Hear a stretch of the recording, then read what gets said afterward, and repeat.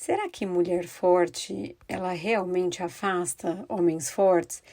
E eu escuto muito essa frase, imagino que você também. Homem tem medo de mulher forte, homem não gosta de mulher bem-sucedida. Quanto mais uma mulher cresce, mais difícil fica encontrar um homem à altura. Mas será mesmo? Porque antes de responder se uma mulher forte afasta realmente um homem forte, eu acho que a gente tem que responder uma pergunta anterior a essa. O que que a gente de fato considera uma mulher forte? O que é uma mulher forte? Porque eu tenho a impressão de que nós confundimos força com desempenho, com carreira. E uma mulher que trabalha muito, ganha dinheiro, ocupa um cargo importante, viaja sozinha, paga as próprias contas, toma todas as decisões e resolve problemas, sem dúvida é uma mulher muito competente. Mas isso significa necessariamente que ela também é emocionalmente forte? Não. Uma mulher ela pode comandar uma empresa e ela não consegue lidar com uma rejeição.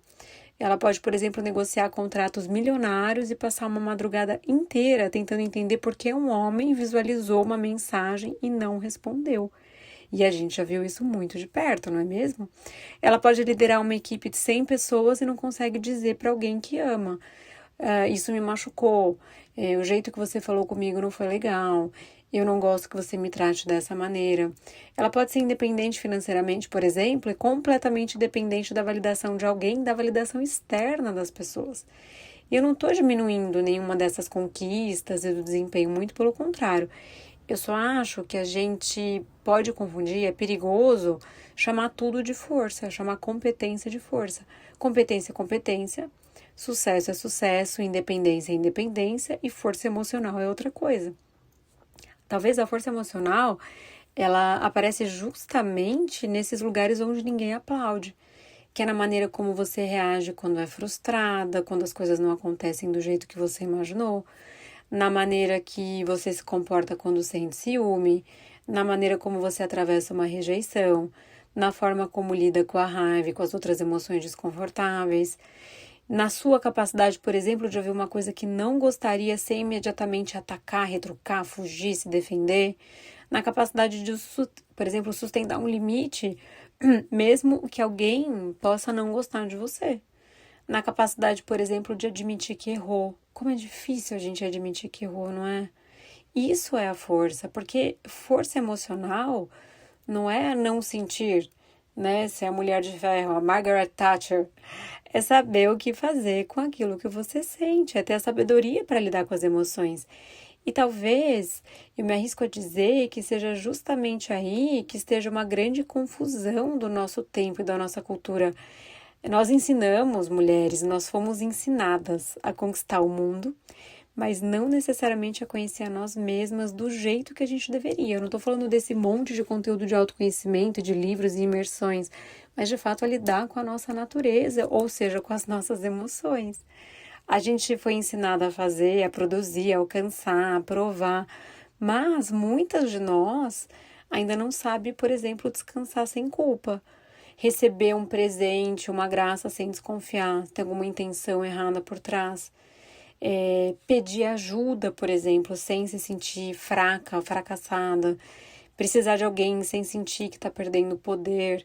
E aí a gente vai usando essa armadura para lidar com esses nossos medos, com as nossas emoções. E existe uma diferença enorme entre uma mulher independente e uma mulher que construiu a independência como uma defesa para lidar com as próprias fragilidades. Vou falar outra vez. Existe uma diferença enorme entre uma mulher independente e uma mulher que construiu a independência como uma forma de defesa e de se autovalidar. Uma delas diz, eu consigo cuidar de mim. A outra fala, eu nunca vou precisar de alguém. Eu não preciso de homem. E essas duas frases parecem parecidas, mas emocionalmente são lugares diferentes. Porque às vezes, aquilo que uma mulher chama de força, por exemplo, é uma armadura muito bem construída. Eu não preciso de homem nenhum, ou seja, talvez eu esteja indisponível mesmo para ter alguém na minha vida. Talvez ela aprendeu cedo que não podia contar com ninguém. Ou as pessoas que ela achou que ela pudesse contar, como por exemplo uma figura paterna, foi a que mais a decepcionou. E ela vai criando uma armadura de defesa para não ter que lidar com esse sofrimento emocional outra vez. Aí ela passa a resolver tudo, aprendeu que demonstrar necessidade era perigoso, demonstrar emoção, então o afeto, meu Deus, te coloca no lugar de uma mulher fraca. Então ela parou de pedir, aprendeu que vulnerabilidade poderia ser usada contra ela, começou a controlar tudo e todos, e começou a ficar hipervigilante em todas as relações, e começou a entrar em parafuso. E depois de muitos anos vivendo assim, alguém olha para essa mulher e diz: Nossa, você é muito forte. E talvez ela seja realmente forte, mas talvez ela esteja apenas exausta de nunca ter podido baixar a guarda. Essa força de verdade não apareceu ainda como a sabedoria emocional. E eu quero trazer uma outra camada para essa conversa que a gente está tendo aqui, que uma vez eu escutei uma mulher falando que queria se tornar extraordinária profissionalmente, muito bem-sucedida para então encontrar um grande amor. Porque perguntaram qual era o sonho dela. Ela falou, eu quero ser muito bem-sucedida. E essa pessoa falou, não, mas qual que é o sonho por trás? Por que você quer ser muito bem-sucedida? E ela falou, porque o meu sonho é ter uma família e encontrar um grande amor. E essa frase ficou comigo, assim, semanas. Porque, aparentemente, ela estava falando sobre a carreira dela. Mas, no fundo, tem uma crença muito mais profunda por trás dessa fala, que é: quando eu for suficientemente boa, alguém vai poder me amar. Aí sim eu vou me sentir merecedora de amor. Gente, olha o peso disso. Como se o amor fosse um prêmio entregue depois de determinado nível de desempenho e do que você faz e não por quem você é de verdade. Como se ela precisasse construir uma versão extraordinária dela mesma para finalmente merecer ser escolhida por alguém. E eu vejo muitas mulheres vivendo exatamente assim, mas não verbalizando da forma com a qual ela verbalizou. Só que elas não percebem. Então, faz mais um curso, busca mais uma promoção, querem melhorar o corpo, ganhar mais dinheiro, ser mais interessante, mais bonita, mais inteligente, mais independente. Uf, a lista é grande, né? E nada disso é um problema. O problema começa quando, por baixo de todas essas conquistas, a grande desejo, a intenção por trás, tem uma mulher se perguntando de forma silenciosa: agora eu sou o suficiente? Porque nenhuma conquista consegue responder essa pergunta. Você pode receber, por exemplo, uma promoção e continuar se sentindo insuficiente. Você pode entrar, por exemplo, no corpo que você queria, emagrecer e ficar sarada e continuar com medo de ser trocada por outra mulher. Por mais linda que você esteja, você continua se comparando, por exemplo. Você pode ganhar muito dinheiro e continuar escolhendo homens emocionalmente indisponíveis, que não querem, por exemplo, construir família ou terem um relacionamento sério, e você ainda assim continua tentando convencê-los do teu valor.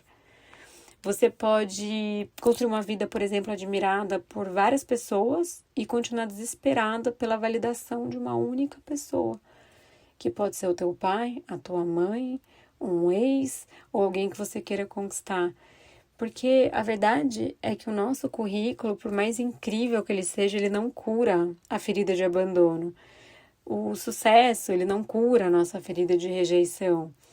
A beleza, isoladamente, ela não cura a crença de que você precisa merecer o amor, né? Você precisa estar perfeito e impecável para um homem te amar. Será mesmo que as mulheres fortes, então, afastam os homens fortes?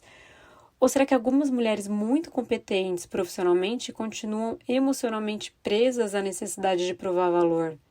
Será que o problema é a força? Ou será que algumas vezes a gente chama de força a rigidez, a dificuldade de confiar, a necessidade de controle, a incapacidade de receber, a impossibilidade de mostrar vulnerabilidade? Você entra em parafuso quando você tem que falar como você se sente. Porque a verdade é que um homem emocionalmente maduro e saudável, ele não precisa que uma mulher seja menor para que ele se sinta maior. Mas uma relação saudável também não é construída por duas pessoas, por exemplo, que disputam quem precisa menos que quem. O amor, ele não é uma competição de autossuficiência, quem precisa menos.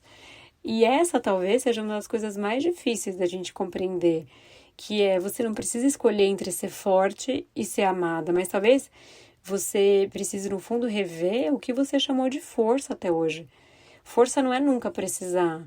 Força não é você repetir que não precisa de ninguém. É conseguir precisar de alguém sem aceitar qualquer coisa por medo de perder, sem aceitar migalha. Força não é você controlar tudo, entrar na rede social do teu namorado, do teu paquera, do teu ficante, ficar vendo quem ele segue, controlar todos os passos e as meninas e de repente ir lá e brigar. Isso não é força, não é controlar tudo. É entender que a gente não controla o outro e saber lidar com a insegurança que isso provoca.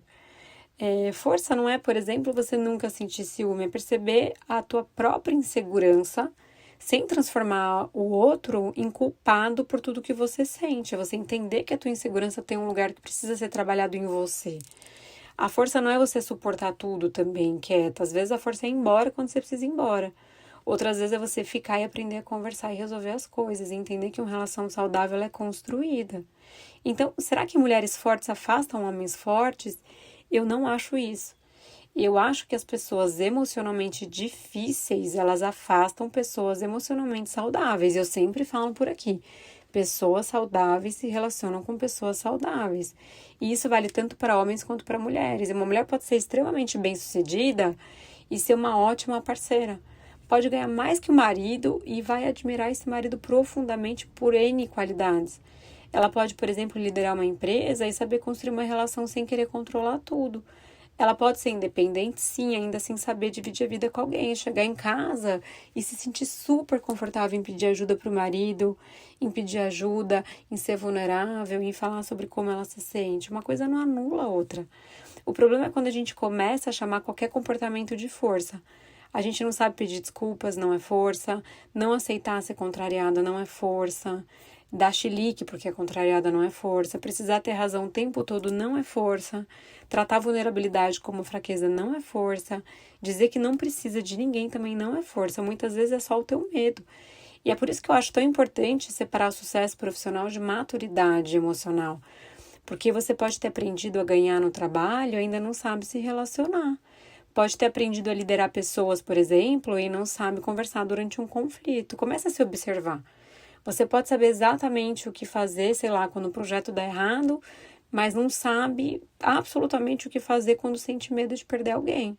E reconhecer isso não apaga nenhuma das tuas conquistas. Muitas vezes a gente tem medo de olhar para a verdade porque a gente acha que a verdade é imutável. E eu tô aqui para te dizer que não. Só para a gente ter uma consciência de que tudo isso a gente pode mudar. Tudo isso a gente pode melhorar e evoluir. E só mostra que existe uma parte da vida que talvez ainda precise ser aprendida, aprimorada. Assim como você aprendeu tantas habilidades na tua vida profissional, você também vai conseguir aprender a lidar com as tuas emoções, porque a verdadeira força para mim começa quando você para de usar aquilo que conquistou como prova de que merece ser amada. Quando você começar a se observar, independente do que você conquistou, você ser merecedora do amor, a gente deu um passo muito importante aqui. Você não precisa ser menos inteligente, menos ambiciosa, menos bonita ou menos bem-sucedida para encontrar um homem forte. Mas também não precisa ser extraordinária em nenhuma dessas coisas para merecer um amor saudável de um homem incrível. Talvez a mulher mais forte não seja aquela que consegue fazer tudo sozinha. Talvez seja aquela que sabe quem é, que consegue reconhecer o que sente, que aprendeu a conversar sobre isso, que sabe pedir desculpas, que sabe colocar limite e falar não, que consegue amar alguém sem fazer desse amor a medida do próprio valor, por exemplo, sem querer provar nada para ninguém, e que não precisa se abandonar para ser escolhida. Para mim, é isso que significa ser uma mulher sábia.